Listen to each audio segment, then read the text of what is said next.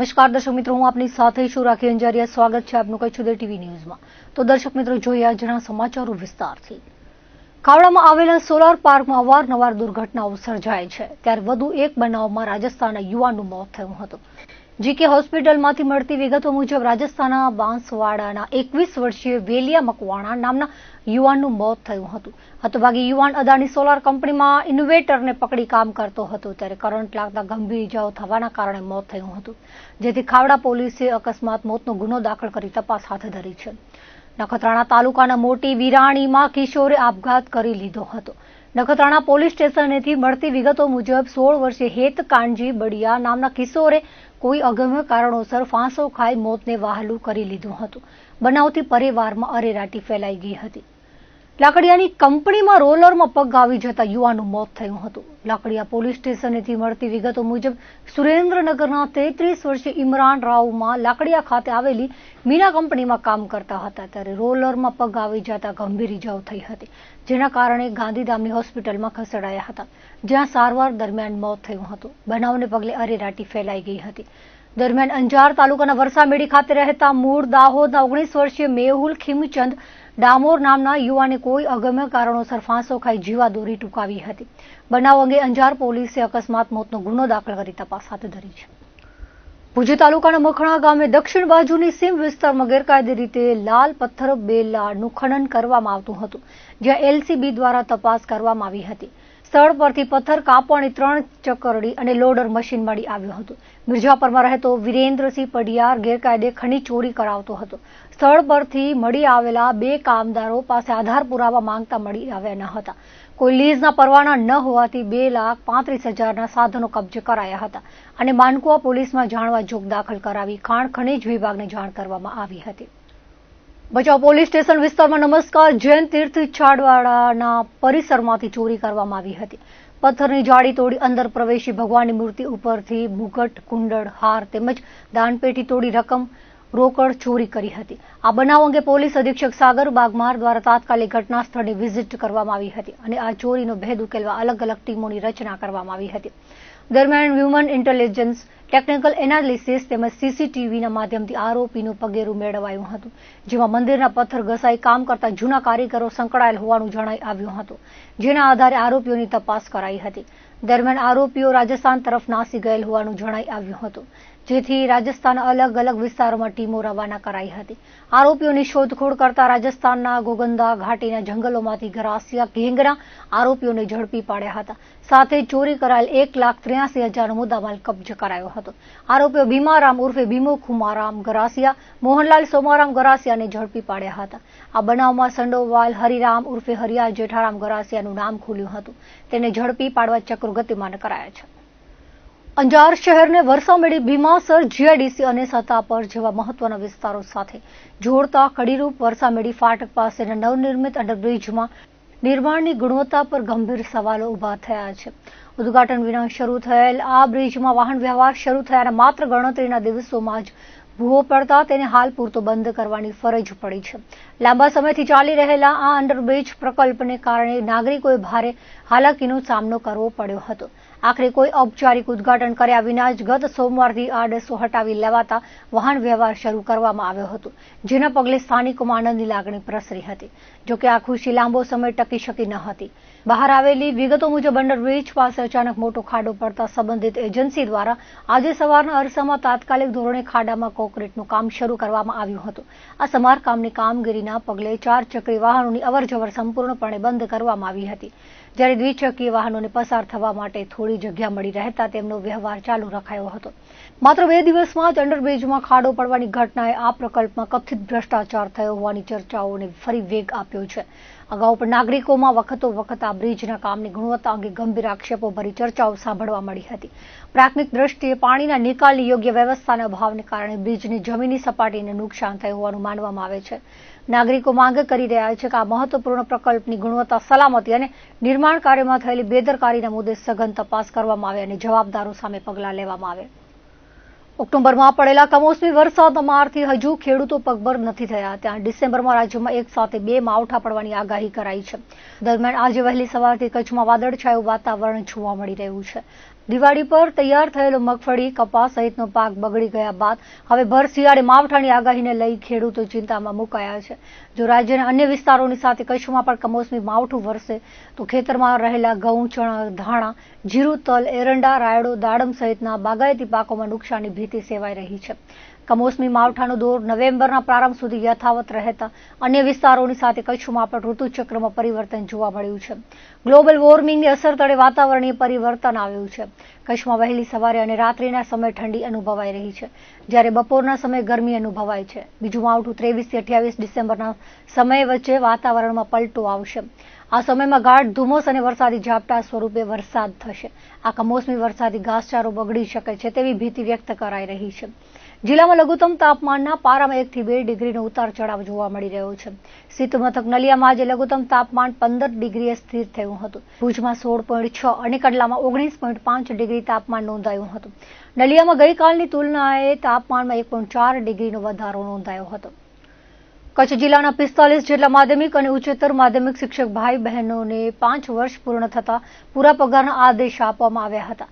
જિલ્લા શિક્ષણ અધિકારી સંજય પરમારે તમામ શિક્ષકોને અભિનંદન પાઠવી વિદ્યાર્થીઓના હિતમાં બમણા જોરથી શિક્ષણ કાર્યમાં લાગી જવા શુભકામનાઓ પાઠવી હતી.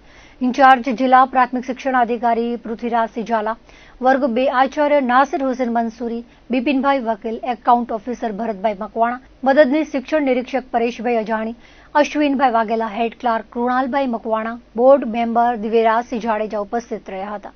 કચેરી સ્ટાફે જહેમત ઉઠાવી હતી. પૂરા પગારના આદેશ મેળવનાર શિક્ષકોએ ખુશીની લાગણી વ્યક્ત કરી હતી. કચ્છ જિલ્લાના અંદર 5 વર્ષ અગાઉ ઉચ્ચતર માધ્યમિકના શિક્ષકોની ભરતી કરવામાં આવેલી હતી.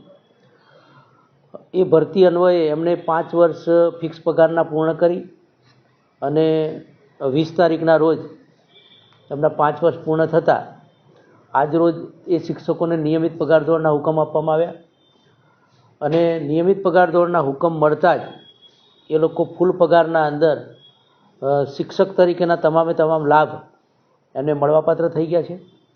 અને ખાસ કરીને ખુશીની આનંદની લાગણી એ હતી શિક્ષકોની કે એમનો નિયમિતનો સમયગાળો એ પૂર્ણ થતાં તરત જ 1 અઠવાડિયાના અંદર એમના હુકમ અહીંથી કેમ્પ મારફતે અને એકદમ પારદર્શક પદ્ધતિથી મળ્યા. એટલે શિક્ષકોમાં પણ ખુશીની લાગણી જોવા મળી રહી હતી. અને ખાસ કરીને આ શિક્ષકો દ્વારા 10મા 12માના આપણા 3 વર્ષના પરિણામો પણ ખૂબ સારા આવ્યા છે. એટલે એ સંદર્ભે પણ બધાએ એક નેમ લીધી કે આ વખતે પણ અમે જે પૂરા પગારમાં આવ્યા છીએ અને કચેરીનો પણ સહકાર સારો રહ્યો છે, તો અમે પણ આ વખતે ખૂબ ખનથી કામ કરી અને 10મા 12માના પરિણામો પણ ખૂબ સારા આવે એ રીતનું એમને કામગીરી કરવા માટેની બાંયધરી અમને આપી છે. અને ખાસ કરીને ખૂબ સુંદર વાતાવરણના અંદર આ કાર્યક્રમના અંદર 45 જેટલા શિક્ષકો હાજર હતા. એ ઉપરાંત અમારી કચેરી સ્ટાફ, વર્ગ 2ના અધિકારીઓ, શિક્ષક સંઘના હોદ્દેદાર મિત્રો અને સમગ્ર ટીમ અમારી હાજર હતી. ભુજની દૂન પબ્લિક સ્કૂલના ઉપક્રમે આંતર સ્કૂલ વિજ્ઞાન પ્રદર્શન ઇગ્નાઇટ 4.0નું સફળ આયોજન કરાયું હતું, જેમાં કચ્છના માંડવી, મુન્દ્રા, ગાંધીધામ, ભુજ વગેરે શહેરોની 25 જેટલી જુદી જુદી શાળાઓના વિદ્યાર્થીઓ ભાગ લીધો હતો. કચ્છના બાળ વૈજ્ઞાનિકોએ 50થી વધુ ઇનોવેટિવ પ્રોજેક્ટ રજૂ કર્યા હતા. દૂન પબ્લિક સ્કૂલના પ્રિન્સિપાલ ડોક્ટર સારિકા શર્માએ જણાવ્યું હતું કે વિજ્ઞાન પ્રદર્શન આયોજનનો હેતુ બાળકોમાં વિજ્ઞાન પ્રત્યે અભિરુચિ વધે અને સંશોધન ક્ષેત્રે તેમને પ્રોત્સાહન પૂરું પાડવાનો છે. દૂન પબ્લિક સ્કૂલ દ્વારા અગાઉ 3 વખત વિજ્ઞાન પ્રદર્શન આયોજન સફળતાપૂર્વક કરાયા હતા. આવનાર વર્ષોમાં દૂન પબ્લિક સ્કૂલ ઉપરાંત કચ્છની વિવિધ શાળાઓમાં અભ્યાસ કરતા વિદ્યાર્થીઓને વિજ્ઞાન ક્ષેત્રે તેમની પ્રતિભાના દર્શન કરાવવા પ્લેટફોર્મ પૂરું પાડવામાં આવશે. ઇગ્નાઇટ 4માં 25 જેટલી જુદી જુદી સ્કૂલના બાળકોએ 50થી વધુ પ્રોજેક્ટ રજૂ કર્યા છે. દેશના વડાપ્રધાન નરેન્દ્ર મોદી બાળકોને બાલ્યાવસ્થાથી જ વિજ્ઞાન અને સંશોધન માટે પ્રોત્સાહન મળે તેવું વિઝન ધરાવે છે. તેમના વિઝનને ધ્યાને લઈ દૂન પબ્લિક સ્કૂલ દ્વારા બાળ પ્રતિભાઓને પ્રોત્સાહન પૂરું પાડવામાં આવી રહ્યું છે, જેમાં બાળકો ઉત્સાહભેર ભાગ લે છે. સાથે જ તેમના વિજ્ઞાનના વિષય પ્રત્યે અભિરુચિ પણ વધે છે. વિજ્ઞાન પ્રદર્શન આયોજન થકી બાળકોના મગજનો વિકાસ થાય છે અને આ આયોજન અભ્યાસમાં પણ ઉપયોગી બને છે. અમરચંદ સિંઘવી ઇન્ટરનેશનલ સ્કૂલના વિદ્યાર્થીઓએ જુનિયર અને સિનિયર બંને કેટેગરીમાં પ્રભાવશાળી બીજું સ્થાન મેળવ્યું હતું.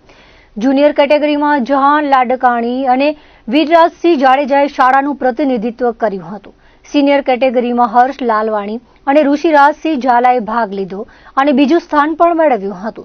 વિદ્યાર્થીઓને દીપક ચેલાની દ્વારા માર્ગદર્શન આપવામાં આવ્યું હતું. ગાંધીધામની અમરચંદ સિંઘવી ઇન્ટરનેશનલ સ્કૂલના છાત્રએ વડાપ્રધાન મોદીના સ્વચ્છ ભારત મિશનને ધ્યાને લઈ વેસ્ટ મેનેજમેન્ટ માટે સાયન્સ પ્રોજેક્ટ કર્યો હતો, જે ડોમેસ્ટિક વેસ્ટ મેનેજમેન્ટ માટે ખૂબ ઉપયોગી છે. આ પ્રોજેક્ટ તૈયાર કરવામાં શાળાના આચાર્ય, ટ્રસ્ટી મંડળ અને શિક્ષકોનો સહયોગ મળ્યો હતો. સેવી ઇન્ટરનેશનલની છાત્રાએ થર્મોકોલના વૈકલ્પિક ઉપકરણનો પ્રોજેક્ટ રજૂ કર્યો હતો. દિવ્ય બ્રહ્મલોક એકેડમીના છાત્રએ સોલાર આધારિત ઇરિગેશન સિસ્ટમનો પ્રોજેક્ટ રજૂ કર્યા હતા. પરંપરાગત ઇરિગેશન સિસ્ટમમાં ઈંધણ અથવા ઉર્જાનો વપરાશ થાય છે, જ્યારે સોલાર ઇરિગેશન સિસ્ટમ સંपूर्णपणे सूर्य ऊर्जा आधारित होवाથી पर्यावरणનું પણ जतन થાય છે. आज हमारे स्कूल में inter school science exhibition under Atal tinkering lab आयोजित किया जा रहा है. ये चौथी बार है. This is ignite 4.0. हम इससे पहले 3 बार और करा चुके हैं और हर बार ये नया कुछ करने की कोशिश करते हैं हम. इसमें कच्छ डिस्ट्रिक्ट के लगभग 20 स्कूल आए हैं, गांधीधाम, मुंद्रा, मांडवी से. और हमारा ये मानना है कि बच्चों में बहुत जिज्ञासा होती है. कच्छ के बच्चों में भी बहुत जिज्ञासा है, क्यूरियोसिटी है और साइंस और इनोवेशन को हमें आगे बढ़ाना है. मोदी जी भी कहते हैं कि आप इनोवेशन को बढ़ावा दीजिए और कच्छ उनका प्रिय डिस्ट्रिक्ट है. तो उनके आशीर्वाद से और बाकी सब पेरेंट्स और जितने भी ट्रस्टीज़ हैं, chairperson Mrs Neha Thakkar ma'am, pro vice chairperson mister Deepesh Thakkar sir, हमारे trustee mister Avnish Thakkar sir, patron Mrs Kajal Thakkar, manager sir Akash sir, इन सब के विजन से हम ये 4 साल से लगातार इस आयोजन को करते आ रहे हैं. Today our model name is solar irrigation system. We know traditional irrigation system uses diesel and electricity, means fossil fuel that is non-renewable and extinguished, और वो एक्सटिंग्विश्ड फास्ट हो जाता है, जिसके कारण हमारे इन्वायरमेंट को भी बहुत बिगाड़ आता है. और साथ में ऐसा होता है कि कभी कभी फार्मर्स जो जहाँ पे खेती कर रहे होते हैं वहाँ पे बारिश का कम आना, सूरज का कभी कभी ना होना, ऐसी समस्याएं होती रहती हैं. वो जो ट्रेडिशनल फार्मिंग है उसमें ये सब कुछ जब होता है तो अभी एक फार्मर को बहुत ज़्यादा नुकसान होता है. पर अभी जो एक नया सोलर इरिगेशन मॉडल आया है इरिगेशन की सिस्टम में, वो अपनी एनर्जी को और अपने वाटर सिस्टम को स्टोरेज करेगा. यानी कि जब भी ऐसी समस्याएं आए जहाँ पे आपको सूरज की रोशनी ना मिले, शायद से आपके पानी की कमी हो जाए, कि ये सभी प्रॉब्लम्स हो जाए, तो आप एकदम अच्छी तरीके से फार्मिंग कर सकते हैं. इस साइंस एग्जीबिशन में आपको कई सारे इनोवेटिव आइडियाज देखने को मिलेंगे. जो बहुत सारे स्कूल्स के बच्चे आए हैं यहाँ पे अपने प्रोजेक्ट्स लेके. ये सारे प्रोजेक्ट AI बेस्ड है. प्लास्टिक वेस्ट के थ्रू कैसे इलेक्ट्रिसिटी जनरेट की जाती है उन पे बेस्ड है. मतलब यहाँ पे आएंगे तो आपको बहुत सारे इनोवेटिव आइडियाज देखने को मिलेंगे. मैं KP स्कूल से आई हूँ और हमारा प्रोजेक्ट ऐसा है कि आपको तो पता ही है कि पोल्यूशन कितना क्रिएट होता है प्लास्टिक वेस्ट से. तो उस पोल्यूशन को कम करने के लिए हम लोग ये प्रोजेक्ट लेकर आए हैं. इस प्रोजेक्ट में हम पहले प्लास्टिक वेस्ट को जलाएंगे. प्लास्टिक वेस्ट को जलाने के बाद उससे जो हीट प्रोड्यूस होगी उससे हम आसपास में थर्मो इलेक्ट्रिकल पैनल्स रखेंगे. वो जो हीट प्रोड्यूस होगी वो थर्मो इलेक्ट्रिकल पैनल्स एब्जॉर्ब करेंगे. उसके बाद उन्हें इलेक्ट्रिकल एनर्जी में प्रोड्यूस करेंगे. उसके बाद अब अगर हम उसको जलाएंगे तो ऑब्वियसली स्मोक क्रिएट होगा, धुआं होगा. अब वो धुआं अगर एयर में जाएगा तो बहुत पोल्यूशन क्रिएट करेगा. तो उसके लिए हम उस धुएं को एक फिल्टरेशन यूनिट के थ्रू ब्लैक पिगमेंट में प्रोड्यूस करेंगे, जो कि इंक बनाने के लिए होगा. अब ये इन सब चीज़ों के बाद थोड़ी सी राख बच जाती है. अब उसको भी हमको कहीं ना कहीं तो इस्तेमाल करना ही है. तो उस राख को हम सीमेंट वगैरह बनाने में यूज़ करेंगे, जिससे बिल्डिंग्स वगैरह बनेंगी. और इन सब चीज़ों से हमारे एनवायरनमेंट को बहुत ही फ़ायदा होगा, पोल्यूशन कम होगा. जैसे कि ये स्कूल हर साल ये प्रोग्राम ऑर्गेनाइज करती है. मैं अपनी स्कूल का प्रोजेक्ट यहाँ पर लेकर आया हूँ. इस प्रोजेक्ट में क्या है कि जब मैग्नेट जब है वो एक पाइप में और कॉइल में पास होता है तो इलेक्ट्रिसिटी बनाता है. हम इसी प्रोजेक्ट को बड़े स्केल पर कर रहे हैं और यही हमारा प्रोजेक्ट है. ये दून पब्लिक स्कूल जो ऑर्गेनाइज करती है बहुत अच्छा है. स्टूडेंट्स को एनकरेज करता है नई नई चीज़ें के लिए. Thank you. आज हम ये प्रोजेक्ट लाए हैं वेस्ट मैनेजमेंट एंड सेग्रीगेशन का. इसमें हमने श्री नरेंद्र मोदी जी ने है दून पब्लिक स्कूल? हम दून पब्लिक स्कूल में ये प्रोजेक्ट लेके आए हैं। इग्नाइट 4.0 एक कंपटीशन है, उसके लिए हमने नरेंद्र मोदी जी के इनिशिएटिव स्वच्छ भारत मिशन से वो इंस्पायर होके ये प्रोजेक्ट बनाया है। इसमें जब भी कोई हर घर एक एरिया है, जब भी कोई भी घर के एरिया कोई भी एरिया का डस्टबिन अगर फुल हो जाएगा तो ये सेंसर नगर पालिका को मैसेज देगा कि गार्बेज कलेक्टर व्हीकल को उधर भेजे और अपना वहाँ से गार्बेज कलेक्ट करे। फिर वो इस वेस्ट सेग्रीगेशन मॉडल में सेंसर्स के द्वारा यहाँ से वेस्ट डिवाइड होगा 3 पार्ट में, ड्राई, वेट और मेटल। तो जो ड्राई और मेटल वेस्ट है उसको हम रिसाइकल कर सकते हैं और जला के, जैसे कि यहाँ पे दिखाया गया है, इलेक्ट्रिसिटी बना सकते हैं जो यहाँ पे लाइट को पावर करेगा। और वेट वेस्ट कंपोस्ट में बना सकते हैं जो खेत में और दूसरी जगह पे हम डाल सकते हैं। धन्यवाद। यहाँ पे हर साल साइंस एग्जीबिशन होता है, 4 साल से हो रहा है। ये इग्नाइट 4.0 यहाँ बाहर से स्कूल्स आती है, वो साइंस प्रोजेक्ट लेके, इनोवेटिव साइंस प्रोजेक्ट लेके, और इस प्रोग्राम का मेन एम है कि हम यंगर माइंड को डेवलप करें, फ्यूचर उनका ब्राइट हो। और यहाँ पे 28 प्रोजेक्ट्स ने पार्टिसिपेट किया है और 20 प्रोजेक्ट डिस्प्ले में है जो हमारे स्कूल से ही है, और यहाँ पे बहुत सारी स्कूल बाहर से भी आई है। तो ये सब प्रोग्राम के पीछे special thanks to our chairperson Neha Thakkar ma'am and our pro vice chairman Dipesh Thakkar sir, और हमारे principal doctor Sarika Sharma ma'am, और हमारे मैनेजर आकाश शर्मा सर। हर साल हम ये प्रोजेक्ट बच्चों के माइंड को डेवलप करने के लिए करते हैं ताकि उनका फ्यूचर ब्राइट हो। आज हम यहाँ पर दून पब्लिक स्कूल में आए हैं क्योंकि यहाँ पर एक साइंस एग्जीबिशन है जिसमें हमने थर्माकोल का ऑल्टरनेटिव बनाया है। इसका उद्देश्य यह है कि जहाँ पर थर्माकोल बायोडिग्रेडेबल नहीं है, हमने जो प्रोडक्ट बनाया है वो एकदम बायोडिग्रेडेबल है। थर्माकोल को जहाँ डिकम्पोज होने में 2000 साल लगते हैं, हमारा प्रोडक्ट केवल 60 दिन में डिकम्पोज हो जाता है।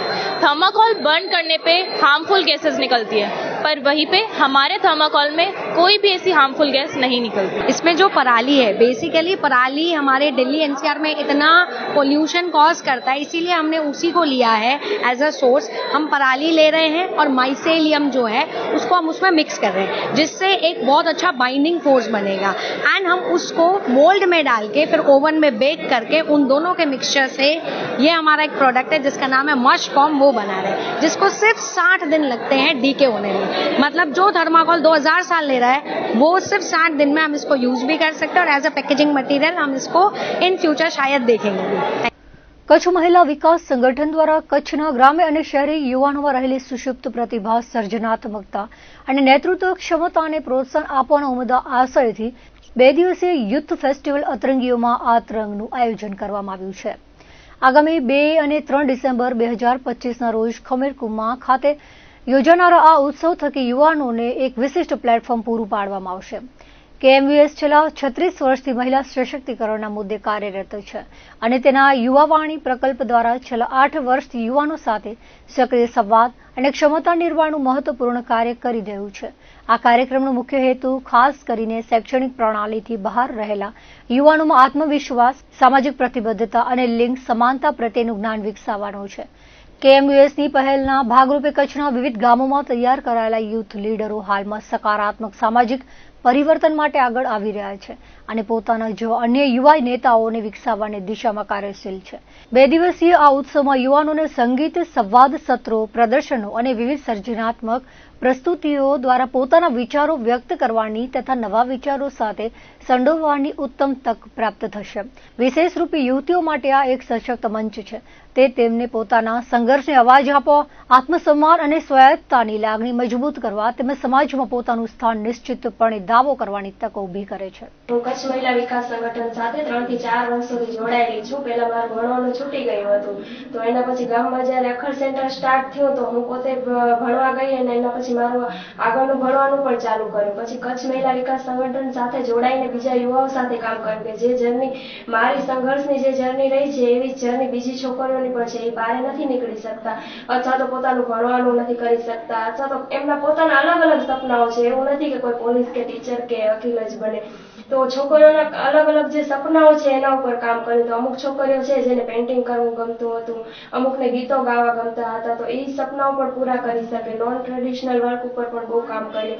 તો એને લઈને જ્યારે અમે મારું મેઇન સપનું એ હતું કે હું ડ્રોઈંગ કરવા માંગતી હતી, પણ ડ્રોઈંગને લઈને કોઈ સપનાઓ હોય અથવા તો આપણે આગળ વધી શકીએ એની કોઈ મતલબ આગળ જર્ની ન હોઈ શકે એવું જ બધા માનતા હોય. ડ્રોઈંગ એટલે કે પેઇન્ટિંગ એટલે એવું નહીં કે તમે એક કલા છે તમારા, એવું માનવામાં આવે કે પેઇન્ટિંગ તો એક મતલબ આપણે દિવાલોમાં જે કલર કરીએ છીએ એ જ હોય. પણ મારા જેવી બીજી ઘણી બધી છોકરીઓ હતી જેને પેઇન્ટિંગમાં બહુ ઇન્ટરેસ્ટ હતો.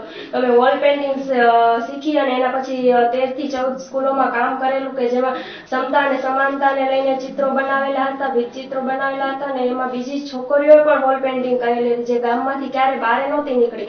એના સિવાય અમે બાલિકા પંચાયત સાથે પણ કામ કર્યું. કચ્છ મહિલા વિકાસ સંગઠન દ્વારા એક યુથ ફેસ્ટિવલનું આયોજન કરવામાં આવ્યું છે જે ડિસેમ્બર 2 અને 3 તારીખે રહેશે.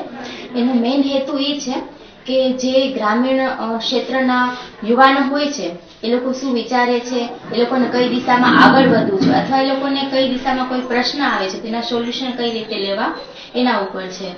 જેના અંદર ઘણી બધી અલગ અલગ પ્રવૃત્તિઓ છે જેમાં ચિત્ર છે, કોઈનું શિક્ષણ છૂટ્યું છે તેના વિશેની વાત છે, બાલિકા પંચાયતોની વાત છે અને અમારી સંસ્થામાંથી ઘણા બધા યુવાનો પોતાની જર્ની વિશે વાત કરશે અને આખી પોતાની જર્ની કહેશે. એના અંદર એક પ્રોજેક્ટ છે અખર સેન્ટર, જેના અંદર ડ્રોપ આઉટ છોકરીઓ, કારણ કે આપણે જોઈએ અત્યારે કે ડ્રોપ આઉટનો રેશિયો હોય તો છોકરીઓ ઘણી બધી વખત ડ્રોપ આઉટ હોય છે, જેમાં ઘરની જવાબદારી હોય, ક્યારેક સામાજિક રીતિ રિવાજો હોય અથવા ઘણીવાર એવું થતું કે મોટા ભાઈ બહેન ને નાના ભાઈ બહેનની સંભાળ રાખવા માટે પણ છોકરીઓનું ભણવાનું છૂટી જતું. એના માટે એક અખર સેન્ટર કરીને પ્રોજેક્ટ છે જેમાં છોકરીઓ એના ગામમાં જ ભણી શકે.